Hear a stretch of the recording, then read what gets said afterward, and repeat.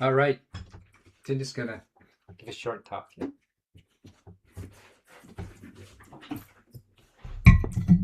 Hello, everyone. Thank you so much for being here and joining us in our mind fitness. If you don't go to the gym, you're going to feel like you went to the gym because this is really intense. The fire element. You think of fire, you think of something that's blazing and never stops.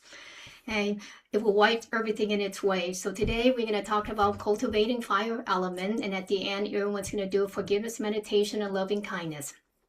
Okay. Before we start, it doesn't move on. Click.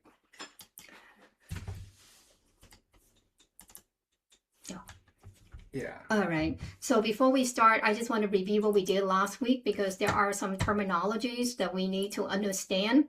We talked about the yin and yang and what yin and yang meant, that everything has its opposite. Yin means the shady side of the mountain and yang means the sunny side of the mountain. And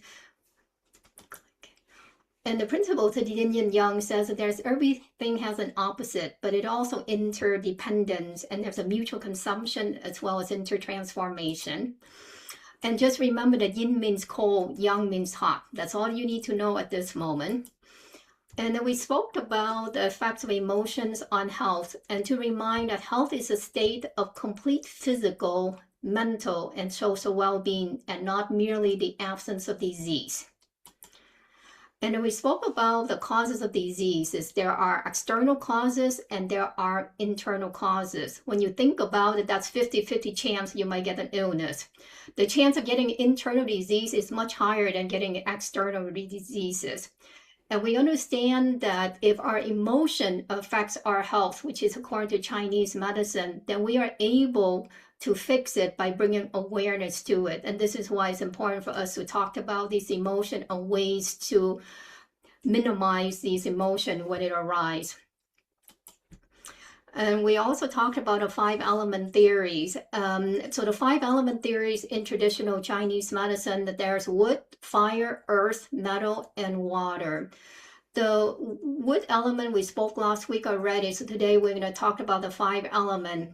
But I just want to review quickly. There are 5 cycles of, there are 3 cycles of the 5 element. The first one is called a generating cycle, which is the outside cycle, and it always goes clockwise. For example, wood will generate fire, fire generates earth, earth generates metal, and metal generates fire, and water, and water generates wood. And there's a controlling cycle. Controlling cycle means that then when there are too much of an element, when it is out of balance, it needs something else to control it. For example, if you have too much earth, wood will control earth. Earth controls water. Water will control fire. Fire controls metal, and metal controls wood. There's also what we call the insulting cycle, which means that when the control is no longer able to control something else because it's too much of it. So then the element's going to insult itself. For example, water normally would control fire, but it cannot do that. So it starts to insult water instead of controlling it. Okay. So I want to briefly talk about wood because there's a lot of new people and I don't want them to fall behind and not understanding of a wood element is like a planner. They are type A personality. They're like the general, my way or no way. The emotions pertaining to wood is anger, frustration, dissatisfaction, or depression when you suppress your anger. And it occurs to me that many of us, whether we realize it or not, has an underlying dissatisfaction all the time. We are unhappy with something all the time. It's too hot outside, too cold. There, my job, my family, my relationships. So there's always an underlying frustration that we might not be aware. And the ultimate that we want to be is flexible, growth, and benevolence. The color of wood is green, the taste is sour, and the sound is shouting. The organ is liver and gallbladder, which means that when there's a lot of emotional issue like anger, frustration, depression, it will affect the energy of the liver and the gallbladder. And the imbalances for gallbladder is undecisiveness, and for the liver, it will be decisiveness. right? And then we spoke about the dietary profile of these elements. The wood is sour. So when there's an imbalance, you want to eat sour food because sour has a property of astringent and it moves any type of stagnation. And today we're going to talk about fire, which is bitter, right? Now we're going to start our lecture on fire. I know that I have some friends out there who are very fire. So let's talk about the nature of the fire and its personality. So when we think of fire, we think of something that's very powerful. It's blazing. It can cause destruction, but also it's very soft and it's very flexible. It is at the mercy of other elements, such as wood. It needs wood to burn, and it needs fire. If there's too much water, will put out the fire. It is also at the mercy of the environment, such as dampness, wind, heat, dryness, as well as the cold. Fire causes change, but it is also very delicate, especially since it has a relationship of the heart, according to traditional Chinese medicine. Now, if you can't decide whether you're a fire person or not, here's the pros of being a fire. You're an extrovert. You're very happy, caring, loving, tender, friendly, optimistic.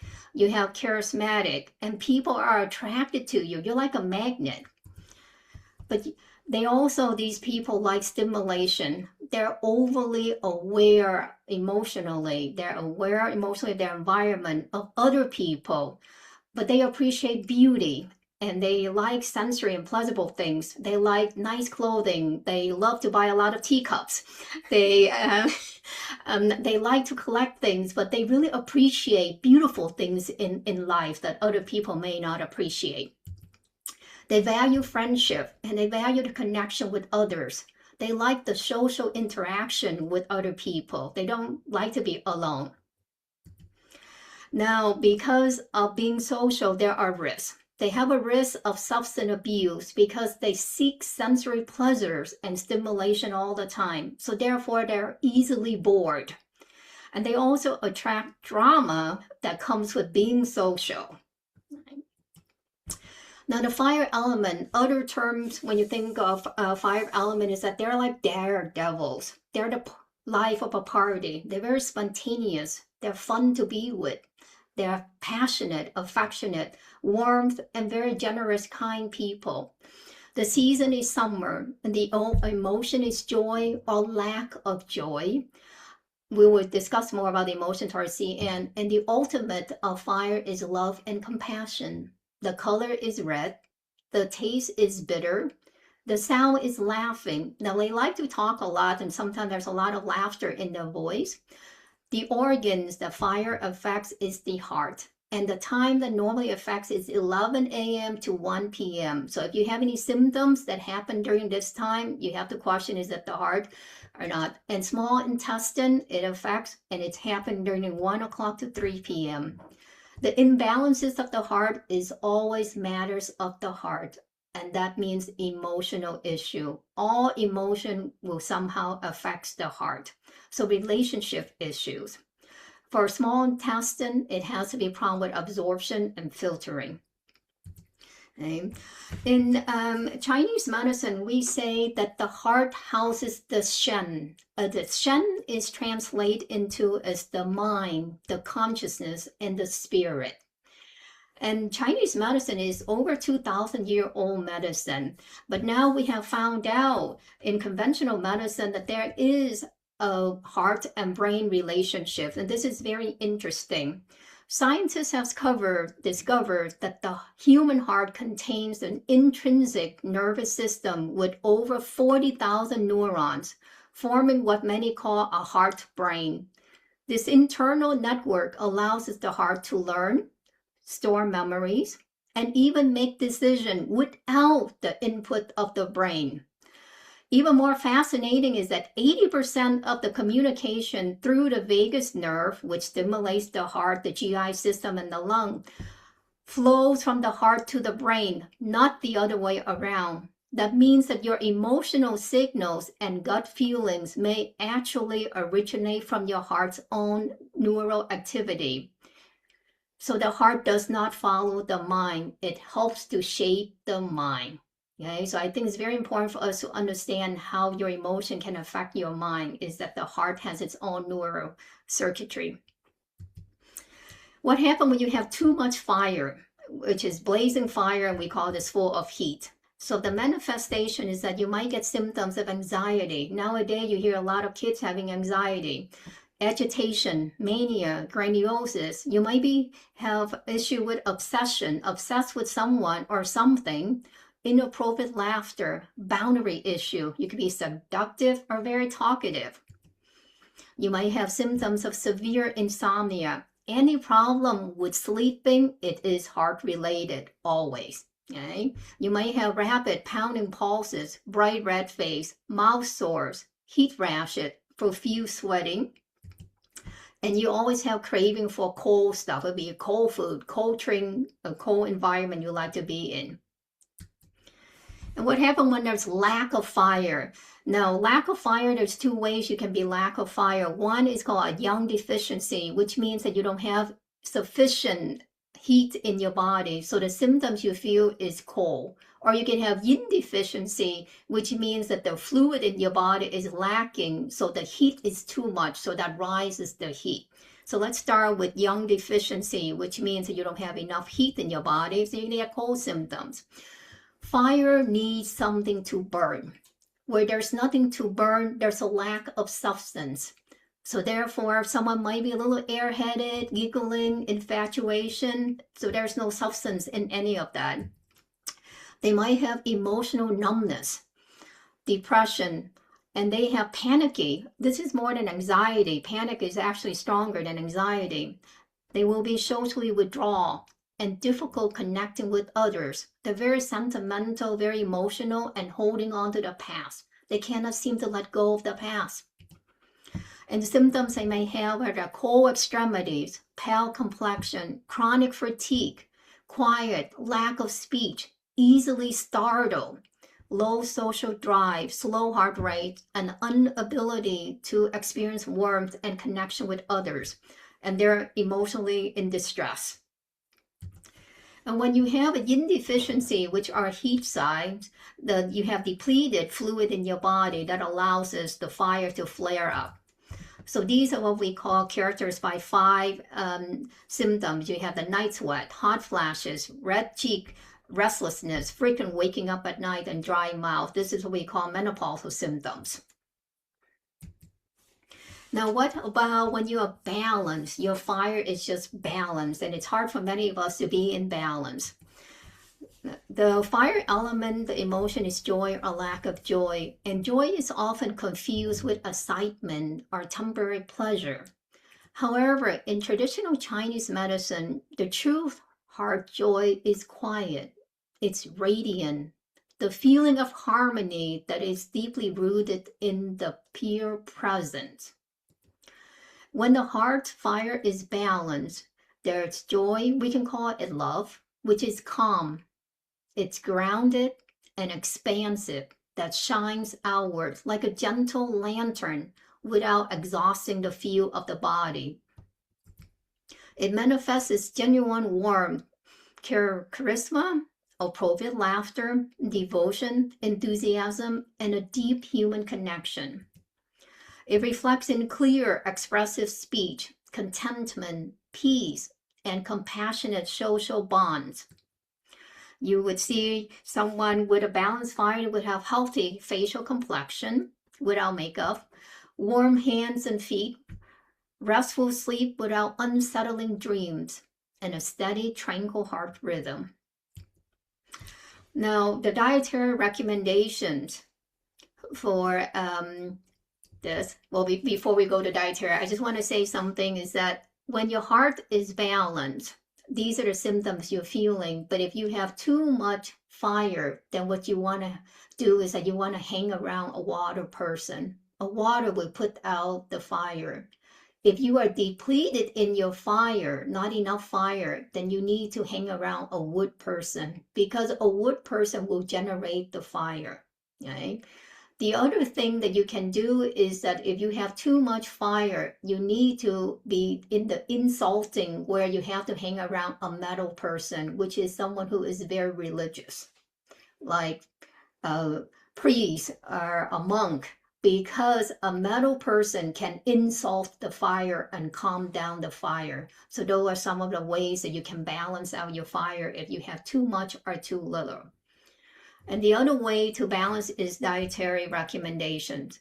So bitter taste dries, access dampness, and clears heat.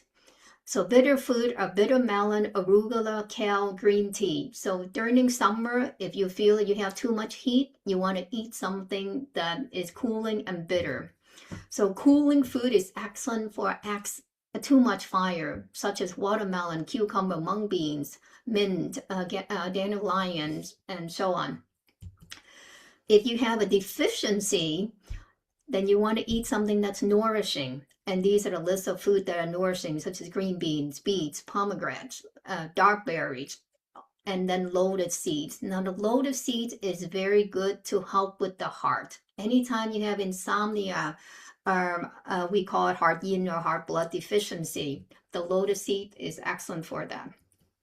You want to avoid excess alcohol, coffee, fried food, and overly spicy food, especially during the summer season, because summer will worsen all of your symptoms. And so when your heart needs healing, what do you need to do? Things that you need to do is that you need to protect that flame. You want to avoid overstimulation from endless noise, such as excessive screen time or constant sensory intensity. You want to allow your internal flame to burn steadily rather than an explosive burst. You want to keep your heart open all times while maintaining healthy boundaries. When your heart is closed, that's when there's issues. You also want to radiate the warmth without depleting yourself. So you want to practice unconditional love from universal source energy, so you can give from fullness rather than from sacrifice. And you want to clear the ash and debris. Just as a forest clears fire away and it clears dead wood so new life can emerge, forgiveness clears the burnt out debris, the past grievances, so the heart can reignite with renewed energy. You want to restore the circulation, because heart is all about circulation. And keep in mind that when you unforgive something or someone, you are constricting your blood vessel and you are tightening up the body, which means that your energy cannot flow. Where chi cannot flow, blood cannot flow. So you want to practice forgiveness to reestablish the smooth flow and the warmth and the circulation of the body. I saw the sign at one of the hotels I went to last month, and I loved it. It said, "The sun unconditionally warms the hearth with its light, with the earth with its light, warmth, and love. Be like the sun." So may we all radiate this energy. And Irawan's gonna now do the forgiveness meditation so we can all heal our heart. Thank you. All right. Wow, that's a bunch of things to unpack in there. Thank you, Tin. And always learn something new in there. So as what Tin was saying is that there's a relationship between the fire and the earth, and that we'll use that relationship as a mother-child relationship, and how fire can use the earth for transformation. So let's look at forgiveness. And when you look at just the etymology of the forgiveness itself from Indo-European language, it's just, when you look at what it means, is that it means that giving something up entirely, letting go, canceling a debt, pardoning an offense. So in my experience, forgiveness is mostly about something that happened in the past, but we can project what happened in the past to some fear in the future. A lot of traumatic events in the past. A lot of times deals with the issues recurring, problem with the heart that is associated with regret, guilt, shame, that lead to anger, even hatred, in general leading to ill will. And when we project it to something in the future, we can also fear that something might recur, happen again. So in my experience, there are 5 sources of this ill will or regret. 2 of them coming from ourselves, from something that, for example, I did, from action that I shouldn't have done, or inaction, something that I did not do that I feel I should have done. Something it's my fault, self-blame. And then the other 2 sources are from somebody else. Someone did something that they shouldn't have done to me, or someone did not do something that they should have done for me. And the overriding thing is this someone else's fault. And why me? It leads to self-rumination, magnification that we talk about later. And the 5th source is the act of nature. For example, flat tire in the middle of the night in the freeway, like, who are you going to blame? But think about why me, and can be very traumatic as well, lead to some issues. And then any of these things can lead to the mind catastrophizing, making it a catastrophe. We know that it's truly happened in chronic pain as we deal with a lot of our patients. And the 3 components of the catastrophizing is that we keep ruminating of the things, the traumatic event in the past. The rumination lead to magnification, that every time we ruminate, we tell the story over and over again, it becomes bigger and bigger and bigger, and more substantive and more solid. And it leads to a sense of helplessness, and you get into the rabbit hole. So forgiveness in itself is about self-care. So the release that we'll be doing, that I'll be leading into early in a moment, would be something about self-forgiveness. First, I need to forgive myself before I can forgive others. First, I need to extend love to myself before I can extend love to others. I can't give others what I don't have. If I don't give it to myself, I can't give it to others. So a lot of the forgiveness that we'll practice today will be self-forgiveness to start with. So there's the metaphor of 2 arrows. Those who practice Buddhism probably are familiar with this thing. The first arrow is like when we got shot with an arrow. It could be just part of the vicissitudes of life. Things happen, stuff happen, bad things happen. We can't control the weather. We cannot control other people's actions. Someone insults us. Someone does something bad to us. Someone abused us, etc., language or physical. Part of vicissitudes of life. But the second arrow is oftentimes when we get the shot with first arrow, we said, okay, no, don't take it out. Like, I want to know who shot this arrow, why this arrow was shot, what's the arrow is made of, is it poisonous or not, what material is it, what time did it happen, etc., etc. All the rumination, and ends up creating a lot of suffering. Even physical pain happens part of life, mental pain happens part of life, but suffering is somewhat optional, that coming from the rumination. So the idea is that we cannot change the past. Whatever that happened, that whether we did or we did not, that we feel was wrong, or something that other people did to us, things happen. We cannot change the past. It's over with, right or wrong, whatever it is, but we can stop repeating and amplifying the trauma. That's where the choice is. That's where the power to transform and to reframe. And we can change how we relate it to the past by doing just that. Reframing what happened, transforming what happened into something that is uplifting. It's like the self-stabbing. I've heard some people would just say, oh, what happened, someone did to me 20 years ago was so bad, I will never forget it. I will never forget it until I die, whatever. So who are we hurting by doing so? It is like stabbing myself with the second arrow over and over again and hoping the other person would get hurt. Or taking poison over and over again, hoping that the other person, the perpetrator, would get sick. So it doesn't happen. And so forgiveness for ourselves is removing the second arrow. And forgiving others is like removing the first arrow. So first start with a second arrow that potentially can be optional. And I want to have a discussion about two things that are very, very important before we do the releasing moments. That first is about accepting the past. I've had some blowback, people that say that that I have worked with, like, I cannot accept the past. It was something wrong. Someone did to me was wrong. But keep in mind that accepting is not the same as condoning. Accepting what happened in the past that we cannot change, I think, makes sense. That we have to be able to come to peace with what had happened, because we cannot change no matter what we want. If we did something in the past that from our own thing that we regret, that we have guilt about, we can try to change it, learn from the lesson, be something better.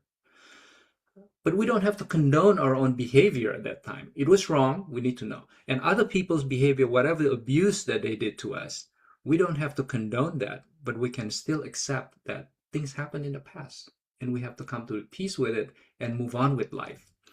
The other thing is about controlling the events now and taking responsibility.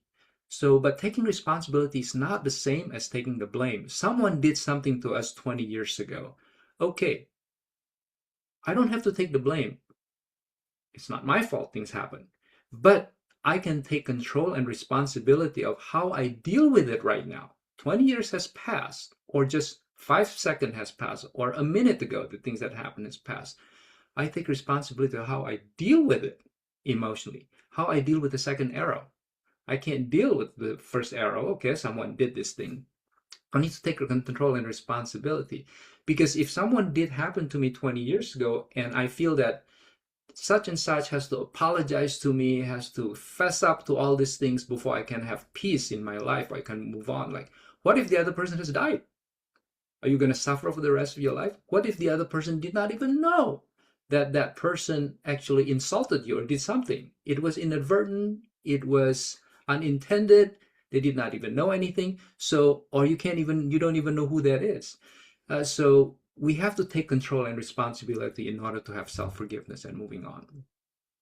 So the relationship between forgiveness and loving kindness are like two sides of the same coin. The analogy that I'd like to use, for me very helpful, is brake and accelerator, because we all have had some traumatic event as part of life. And Tin and I practiced loving kindness meditation for several years. For a few years, we were just practicing mostly loving kindness meditation. There were times in which it felt to me like I hit the brick wall, that I could not even generate that feeling of loving kindness. This is a time that I think is just we're dealing with heavy past conditioning that's just blocking it. When the subconscious mind feels that it is not safe to feel this way, because when you feel the loving kindness, the heart is open. It's like a tissue box being removed. You remove one tissue, the next one coming out, next one coming out. Sometimes the next one coming up, it's like heavy traumatic event in the past. It's like big boulder coming out, like, oh, suddenly the intensity goes up. So look like I can't even get a loving kindness. So it is like having a brake on and you try to push on the gas pedal, accelerator. The car won't go anywhere. So it is by releasing the brake, then the accelerator can function. So releasing the brake is a forgiveness. By forgiving ourselves, we lift that brake. And then the accelerator can function. What's the accelerator? It's gratitude. We feel the space inside after we let go. We release by forgiving. Then we fill the space inside with gratitude. And then loving kindness is just the acceleration, just move on. And you will have boundless feeling of loving kindness radiating. Why is it important to fill the space inside once the brake is off to push in accelerator? Is that we've seen examples, people that probably that we know that from an abusive relationship, they move on to another abusive relationship, to another abusive relationship. The name changes, the face changes, but the situation is the same. Oftentimes is that when we release certain things, the emptiness, the space inside, is that the subconscious mind oftentimes feel more comfortable with having familiarity rather than vulnerability open. The familiarity, no matter how bad it is, at least I'm familiar. I know what to expect, the abuses, rather than open up space that I don't know what to do with it. So fill that space with something uplifting, gratitude, kindness, peace. Fill it in, then the loving kindness accelerates. It's an important part for us. So how do we do this thing, the process? We need to bring up the feeling in a moment, and the emotion, bring up the feeling and the emotion of that traumatic event, the things that lead us to the feeling of regret, grief, etc., ill will, emotion to the conscious mind, into the heart, from the heart into something that we're conscious of, getting into the prefrontal cortex to feel it. And you need to feel it no matter how unpleasant. And get into a strong, congruent intention to forgive. If deep down inside, I just say, I'll never forgive this thing. I'll never forgive myself for doing such and such. I'll never forgive the other person. Then it's not going to work. So we have to come into congruence, is that I'm going to forgive myself to start with, and then others. So have to have strong intention. And this is the second part that I feel very important in my own practice, is that simultaneous somatic releasing. This gives you the strongest, more complete sense of forgiveness and release. Noticing the emotion in the body and releasing it. Because every emotion, every thought pattern, etc., every sensory perception has correlation of feeling in the body. Most often relating to the heart, the fire issue here is somewhere in the chest, in the abdomen, or in the solar plexus. So this is where we need to focus upon and releasing it. Any releasing method could work.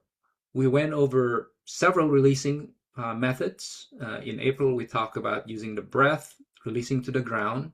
And in May, we talked about opening the space within. And in June, we used the method of relaxing into the feeling itself. In July, we look at welcoming the two polarities, creating wholeness. And today, we're going to use the releasing method, somatic releasing, allowing, opening up the energy, allowing the energy to flow, and offering it to the earth for transformation.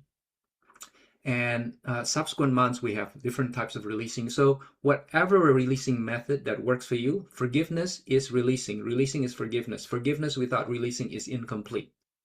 So we need to have that. And deep wound may have multiple layers, as talked about, just like the tissue box. One after another, repeated practice is usually necessary. And fill the inner space with gratitude, goodwill, love, compassion, as I mentioned before. And then at that point, once we fill the space, the accelerator is on, loving kindness can radiate out goodwill to others. It's easier to forgive others that way, and to radiate, like Tin was saying, radiating out effortlessly without burning up yourself. So for those who are interested in looking at our past event and the other releases method, if you just go to our website, if you hover over the dates, you'll see the link. You can just click on the date, you'll get the recording there. So having said that, let's start. I'm going to stop sharing here, and let's just do our releasing. So find a comfortable position if you'd like, and we can do the releasing with the eyes open, eyes closed. It doesn't really matter. And this is about letting go. Forgiveness is pardoning and completely absolving. Now just take a moment to just stop. Stop whatever that we're doing, especially mentally, to just pause and be in this moment. Just be. Settling down, sinking in. Bring the awareness back. Now allow yourself to bring up a certain memory that's been bothering you. Memory of issue of the heart that we talk about. that cause you significant ill will, regret, grief, shame, etc. Bring up that event, bring up that feeling,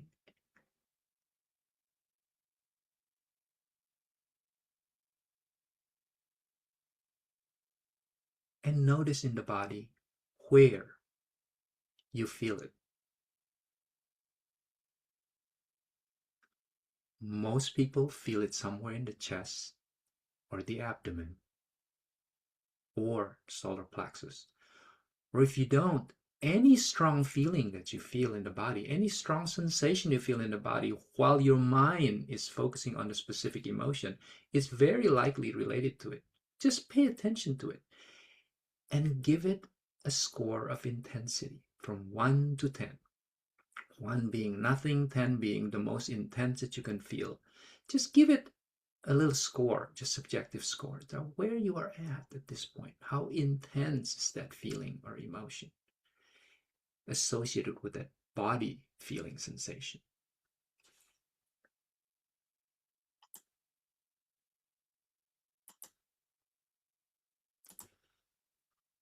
And now what I'd like for you to do is, wherever you're feeling it in the body, to create a door. If you want to open your eyes, you can also look at it. I'm just going to show it. It's like I'm feeling it right here, what I'm feeling in here. So what I'm going to do is like create an imaginary door in here. I'm just going to open up.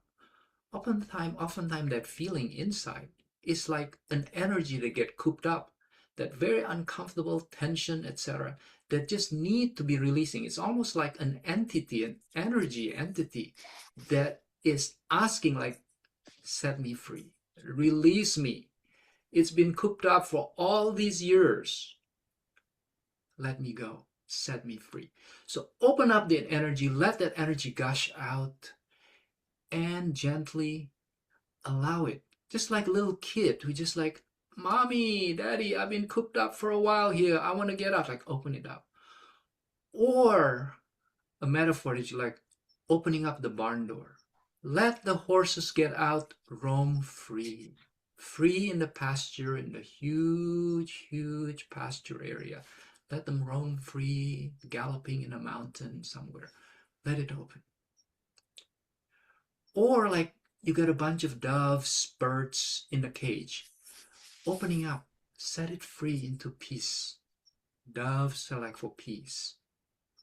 Let them go out. More and more and more. Let them go.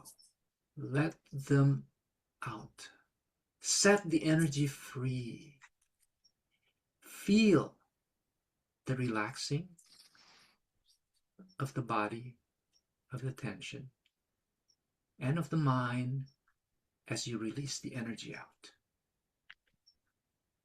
Could also, it's like pressure inside an oil well that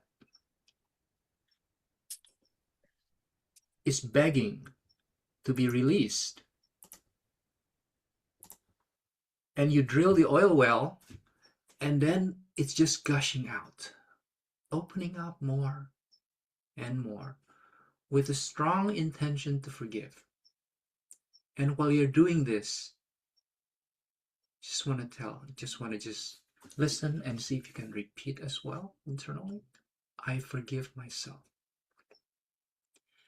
I totally and completely forgive myself.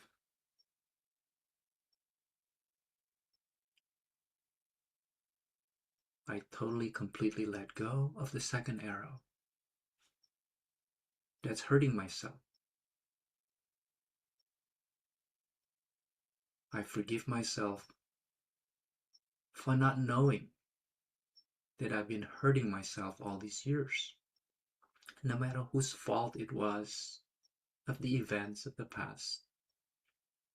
I'm going to come to peace with it so I can move on with my life, so I can share the beautiful things in my life with others without the constraint. I forgive myself. I forgive myself for all the things that I have done to perpetuate this, all the rumination, the magnification, and a sense of helplessness. I totally and completely forgive myself and take back the control for myself so I can feel safe and secure again at peace. Allow the energy to continue to flow out. Feel the releases, the opening, with strong intention to release, to forgive. I forgive myself. Forgiveness starts from within. I forgive myself. And get to that surrender quality of your mind and your heart. Opening it up. Allowing whatever insight to come out. Whatever left over to come out more and more.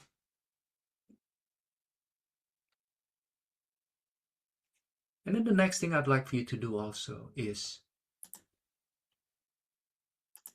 to reach out with your mental hands, with both hands, with the door wide open in the chest, abdomen area, solar plexus, or wherever you feel that thing.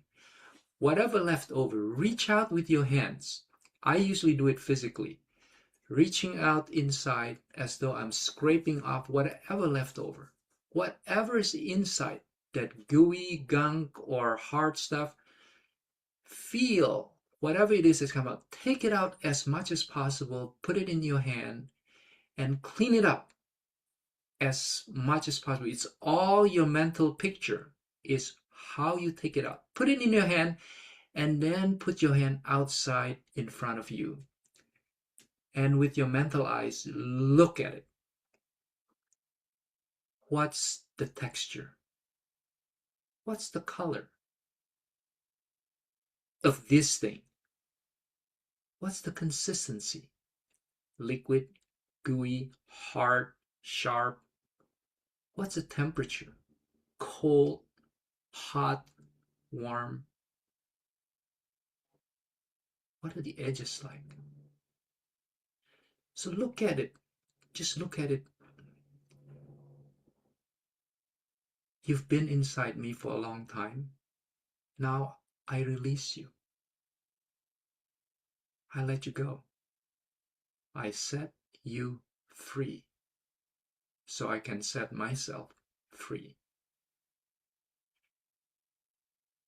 And with your mental eyes, with your hands also, bring it down to the earth. Offer it to the earth. What the fire causes is to burn into the ash. In Chinese medicine, the fire and earth is like the mother-child relationship. The ashes from the fire feeds the earth and allow the earth to transform into something useful as fertilizers. That's what the earth does, Mother Earth. Whatever that we ate, we did in the toilet this morning, we flushed it down. It was a waste product for us, but the earth recycles it and transforms it into compost, fertilizer that gives bountiful food for us to nourish us. Whatever we breathe out, the carbon dioxide, the earth recycles it through the trees into oxygen that nourishes us, our lives. Whatever that you take out, if you feel there's more, look at it inside. Take it out, scrape it out, and put it out more even. Completely out, offer it to Mother Earth, to the earth. The fire and the earth, and letting the earth take care of it as completely as possible.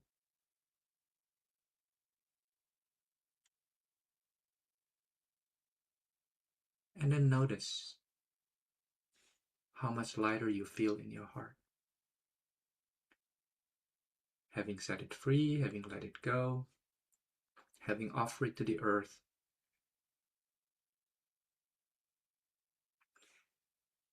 And let's fill up that space inside with gratitude. Just find an intention. If you can have a feeling, it's also better, of gratitude. Whatever you feel gratitude in, bring in certain gratitude. Grateful that you have shelter, or so many people are homeless, that you have food, you have clothing, you have eyes, you can breathe. I see so many people in the hospital when I was practicing who could hardly breathe, who couldn't even brush their own teeth, who couldn't even go to the bathroom by themselves. They're so weak. Who are locked in because of stroke, debilitating. You can move your hand, finger, you can walk, you have eyes, you have ears. So many people born blind, so many people are born without arms.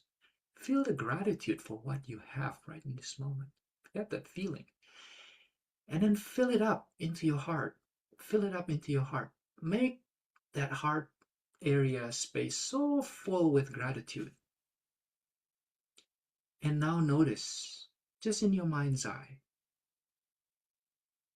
that a lotus is growing inside. Just emerge out of the water, out of the mud, inside your heart. A 1,000-petal lotus is growing inside your heart. And in the warmth of sunshine, the golden ray of the sunshine warming up the lotus, and the lotus is blooming. The lotus needs the mud to grow. And that mud now transforms the seed of the lotus into the beautiful lotus flower that's now blossoming the 1,000 petals. And let the warmth of the sunshine out there opens up the 1,000 petals until the core of the lotus opens up in your heart. And it's a golden light of loving kindness that's radiate and feel into your entire heart, filling you up with that warmth of love, goodwill, a sense of peace, ease, and kindness, that unconditional love. And allow that feeling to permeate your entire body. Just permeate your entire body. Allowing it to infuse, suffuse, soak your entire body and mind, your entire emotional body. Allow it to saturate it and let it expand beyond your physical body, creating a cocoon of this nice, warm feeling of love, acceptance, and kindness that give you a sense of feeling safe and secure, wrapped with a blanket of love and compassion. And allow this to continue to expand. That force of that center of that lotus just keep growing, growing, growing expansively. Growing expansively, exponentially, radiating in all directions with that goodwill, love, and compassion, radiating from your body, from your heart, to all over, in all direction, saturating the entire room that you're in, and then quickly expanding, like going into the hyperspace in Star Trek, getting into your whole neighborhood, expanding, permeating all living beings, seen or unseen, and sending them a sense of love and compassion and gratitude, and expanding it from your neighborhood to your city, saturating everything in it, radiating love and compassion to the city, all the way to your county, to your state or province, all the way to your country, and everyone in it, including all the politicians in it. And then from the country to the continent, wrapping the entire planet Earth with love and compassion, and radiating outward even more, radiating faster and faster to the entire solar system, and extending it out to the Milky Way, to the galaxy, and beyond the Milky Way into the trillions of galaxies, to the edges of the universe. From the thousand-petaled lotus out of mud that's growing inside your heart, full of love and compassion and gratitude, extending to the edges of the universe, and into a field, a non-personal field of love and compassion. The field of love, compassion out there. Tuning into the field of love and compassion. That's everywhere, anywhere, saturating anything. All living beings, seen or unseen. With goodwill, with love, compassion. And then allowing the edges of the universe to reflect back, that love and compassion from the entire universe coming back and converging into your heart. Allowing yourself to not just give, but receive love and goodwill from others. Not just trauma, but love from others. From all beings, seen or unseen. Allow yourself to receive that.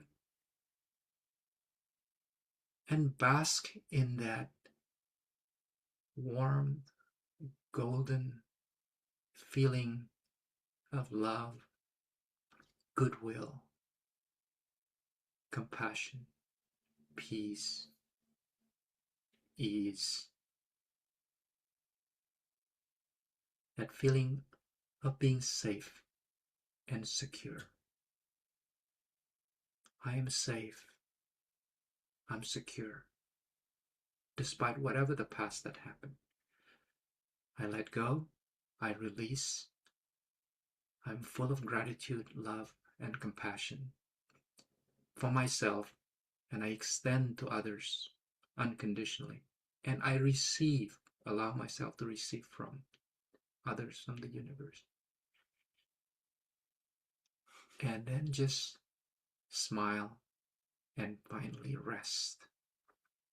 Allow yourself to just rest and be. Savor the experience. Savor the heart. Just allow it to just simmer. Gentle smile. Rest. And be. Just be.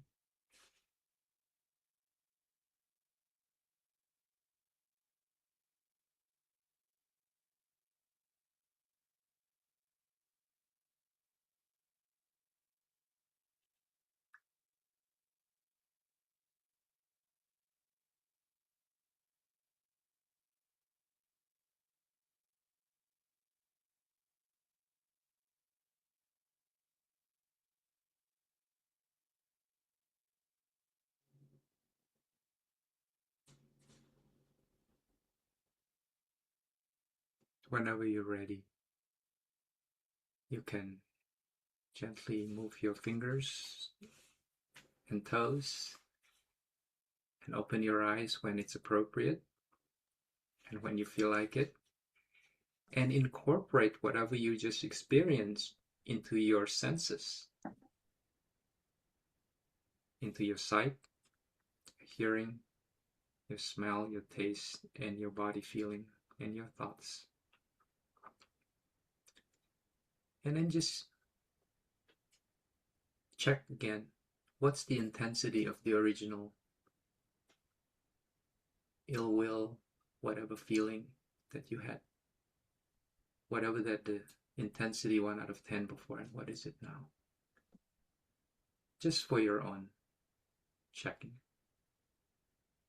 Thank you for joining me and for being here, for sharing this energy. The floor is open. It takes a lot longer, but I feel good, and I hope you feel somewhat good also with the experience. So floor is open for those who need to leave. You can leave anytime. Those who want to share their experience or have some comment, have some suggestions, or if you have question, or if you have some gains that you want to share with other people. I think whether you share it with other people or not, it's important when you have some gain, you feel you make some progress, you make something, to just acknowledge it, whether you write it down, you say it's something, because what you pay attention to, you get more of. What you pay attention for, the more you concretize it, the more kind of the body settles and remember it again. Yeah. So anyway, thank you. Yeah, okay, yeah, I'm gonna stop the recording here. If you have any question, anything, you can just Thank